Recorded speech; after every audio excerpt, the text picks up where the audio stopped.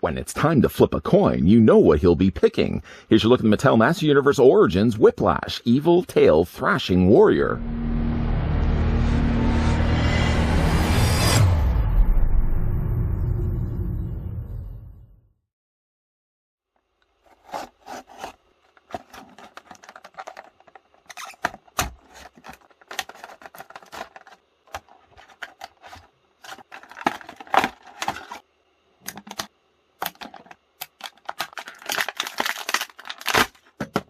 The reptilian brute's monstrous tail delivers a skull-crushing blow to his enemies. I wonder if Whiplash's favorite band is Devo. Before we get a closer look, though, at the figure, let's take the tape measure and take it right to the very top of his head.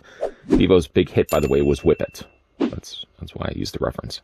In the meantime, though, Whiplash, factoring in the mohawk that he has on top of his head, stands about 5.5 inches in height. Yes, he does. Yes, he does. And that works out to be a figure that's about 13.5 centimeters tall. In many of the cases, Motu figures do share molds with at least one other figure. Who's the mold brother of Whiplash, you may ask? Well, just to slide the figure over here and bring in Buzz-Off. Again, I'm not telling you guys to leave. The torso is the same, as well as the lower half of his body. Arms, though, are different, of course, because they had to put the little pincers on the end of Buzzsaw's hands, and, of course, a brand new head sculpt, too. But other than that, they are sharing the same bodies to one another. I might have also called Buzz-Off Buzzsaw. He is Buzz-Off, though. Let's bring in some other figures as well for comparisons. Off too far to the screen where you right now you'd be able to see it. Here's what he looks like next to Merman. Here's what he also looks like next to Trapjaw. I still think is one of my least favorite figures we've gotten from the Master Universe Origins line. Just don't like the head sculpt. And here's also what he looks like next to Beastman. It seems as well I was careless when cutting the packaging, as a casualty in all of this, unfortunately, is the mini comic. Chewed away at the top corner, the dog has gotten to it. I think, actually, in fact, I may have nicked it with my knife. But featured, though, on the front is Mind Over Matter.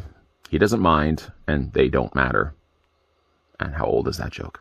On the back, though, other press advertisements for King Randor. Would like to get my hands on that.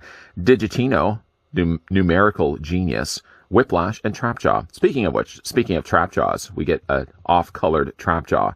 Not sure if I'm going to be picking that one up. Of course I'm going to be picking that one up. Though in the inside, though, because I did order this online, thank goodness, we actually do have word bubbles. We know exactly what's going on. Why, by the way, I'm just going to zoom as far in as I possibly can get it. Why does Man-at-Arms look like the Iron Sheik? Am I the only one that sees that? It looks a little like the Iron Sheik. I don't know. Flipping, though, through the pages, I do hope we at some point get some of these skeleton guards. We got some Eternian guards, which I still haven't had the chance to review here on this channel, but I hope we do get some skull guards to go along with Skeletor's minions. And of course, flipping through the rest of it, some really, again, nice artwork here on this. When I do pick up the other three figures, Digitino, King Randor, and Trapjaw of weird coloring, yes, I still will be picking him up. At least I probably will have a better looking comic than the one I've nicked in the corner here. Move that to the side, though. Let's have a look at the other accessory. The other thing that I suppose that comes included with Whiplash. He gets himself a spear. It actually looks less like a spear and certainly something more like a missile that would be installed in a cannon and pew, shot across the room to be lost later. It does fit into his hand, although it only fits into one of his hands. The other hand is one of those relaxed hands. Why did I just drop that? That seemed like such an easy thing to do. There we go. The other hand is a relaxed hand, so you can't do anything with it. I mean, he asks for spare change, but that's about all you can really do with it. And Whiplash can hold his somewhat questionable spear in his hands. I guess it still does look like a spear. It also does look like a projectile missile. Pew! Across the room it would go. And the cat probably would steal it. One other thing I did have to do as well when taking Whiplash out of his plastic prison, I had to install the tail. Can I do it right? Yes. Okay. The tail was a separate piece, as I'm trying to indicate right now through this quick tutorial. You literally just put the tail on, but there's a specific configuration that you have to put it on. You see the sides have more of a rectangular shape, so it's not specifically a circular shape. Plug it in place, and Whiplash now has his tail. The problem with the tail, though, is the tail goes not only straight, but it sticks further past than his feet. When you are putting the figure then on the stand or a shelf or anywhere you decide to put Whiplash, you can already see he starts to lean forward. One thing I might end up doing is maybe taking the tail right off again, putting in hot water and seeing if I can just bend the tail ever slightly, just enough that it's not going to be pushing Whiplash forward and the figure's not going to be falling over. It doesn't seem to be having any issues where, He's starting to move. But yeah, I might just end up doing that, heating the tail slightly, ever so slightly. You don't want to be softening the plastic too much that you're going to have a wrecked tail, but just enough, maybe just to bend the tail to get it about right there. I don't know whether it's going to keep that form, but fingers crossed that that does work. Because again, like putting him down, oh. Do you see him moving, or am I just making those words and you guys don't even know what I'm talking about? One thing also that they have added above and beyond Buzz-Off's body, his torso, is this whole back shell piece is a separate appliance that would have been attached to the back of the figure's body. You can't remove it. It's permanently in there. He's married to the back of this, whether he likes it or not. Other than that, though, I mean, again, just to bring in Buzz-Off, you can see same bodies, same torsos, same arms for obvious reasons. The forearms are about the only thing that's changed one to the other. He has these little fins, the sides on his body, very, very similar to Merman, in fact, or even Skeletor. The pincers would have been, again, something that would have been brand new and unique to Buzz-Off, but then his lower body is exactly the same as well, complete with these insectoid-like feet. A side note, though, my feet, or at least not mine, but Buzz-Off's legs are a little on the more looser side. What's rather interesting, in actually in both the cases too, is that this torso shared between the two figures also do have appliance pieces that were added onto the back of them, that they're never really left just to their own. They're always added with these extra parts on the back of their bodies. Putting that, though, to the side, getting a closer look, he looks to me like, would it be a Nausicaan from Star Trek The Next Generation? Why are we using references from other mediums? That's what we do here on this channel. Looks a little bit like a Nausicaan, although I think Nausicaans tend to have longer hair. The reptilian face does look quite good. It looks like the classic figure. I never had the original classic figure. But one thing I can tell you, he's quite an ugly guy. Quite an ugly guy. No real reflective surfaces you got to imagine in Skeletor's lair. Well, it's Skeletor we're talking about anyways. The guy doesn't have a face. I do like the teeth, the way they've sculpted the teeth. It does represent one little bit of paint that they've added to the front of his face. I do also like the way they've colored his eyes. It looks like a Muppet also as well, with big burly eyebrows. Again, he's got the mohawk that runs across the top of his head. Real nice scales that they've sculpted into the face as well. And those scales also continue on to the rest of his body. He's got these striped areas that don't get touched with that little bit of texturing, but all the rest of it in between gets sort of more the surface of granite. Of course, the rest of the body is pretty much just standard Motu mold. So again, like the arms, isn't that much different from what we'd expect already from a Massive Universe Origins figure. And again, like when we're looking at the lower half, we've already talked about the idea that it's just literally Buzz-Off's. I'm not telling you guys to leave. It's just his lower half of his body. For the articulation, oh, by the way, one other thing that this figure doesn't have anymore is the Whiplash action. They've done away with basically all of that with all the Massive Universe Origins figures. So even Whiplash, who I think even had it at the original toy, they dismissed it altogether. Strange that they would have just left that feature out altogether, considering that I think that that's one heavily gimmicked feature that was very important to Whiplash's trademark. He's known for doing that, and yet he doesn't have it. Speaking, though, of articulation, the head is on a ball joint, rotates all the way around. Being the fact that he has quite a big of a bulgier chin, it's going to scrape a little bit when you're moving the head back and forth.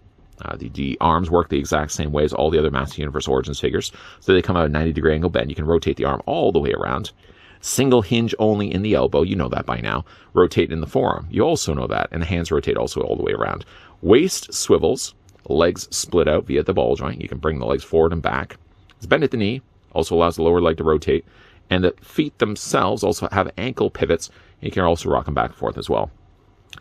Now, if you were to say put this in the vintage style, what is the vintage style, somebody may ask? Thank you for reading the script. If you put it in the vintage style, you can also bend the knees, kind of bend the elbows, because of course they wouldn't have had articulation in those points back then. You can kind of get them in more of a vintage pose. Or again, if you prefer to have your legs straight, you can also do that as well. The legs straight also help to aid a little bit of the figure's stability issues. Yeah, if you have the legs a little bit more straighter, the tail isn't so much of an issue. But if you do want to put it in the more vintage pose, then the tail's going to be... Oh, he's not moving this time around. The tail's probably going to start nudging him a bit. I suppose with really the legs being straight like this, the tail isn't as big of a nuisance as it was at the beginning of this video, providing you do have the legs straight like this.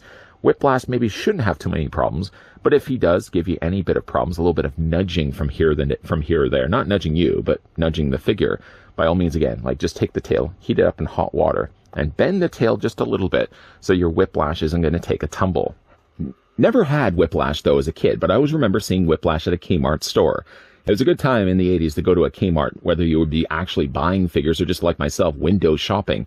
An entire aisle was usually dedicated to G.I. Joes, Transformers, and Masters of the Universe. And though Whiplash I always considered to be a C-tier character, if I had him in my collection, which I didn't have as a kid, he probably would have been relegated to the back of the row, keeping a lot of the space in the front for the more important characters like Beastman, Merman, and Trapjaw.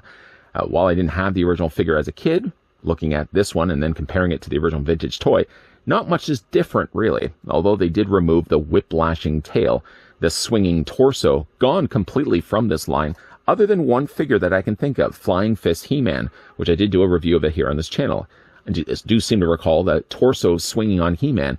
Why wouldn't they have just simply used that same gimmick here for Whiplash? If you're not going to use it for any other figure in the Origins line, at least dedicate that gimmick for a character like Whiplash. Still, though, he does have the rubber tail on the back of his body. And again, the more I'm seeing it with the legs straight like this, he doesn't have as many issues. Oh, I'm just teasing. He's not actually moving and nudging this time around. If you have him in his vintage pose, then yes, he's going to start leaning forward. If you have the legs straight, which I got to believe that's why Mattel actually had the tail as long as it did. They all knew that people were probably going to be displaying these guys on their shelves with the legs straight. You could advertise it as far as you want, as long as you want, as saying it, you can put it in vintage poses.